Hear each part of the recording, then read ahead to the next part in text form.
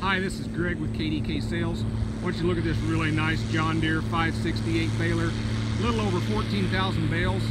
Anything this baler ever needed, it got, and it got the right way. As you can see by their tractors, these folks take really good care of their equipment. There's some pride and ownership here. Everything is #1, tip-top shape. We brought this baler out today just to show you guys, bale a few bales here. Some CRP ground. This is mid-late September, and just show you guys that it does work. Ready for corn stalks, ready to go this fall.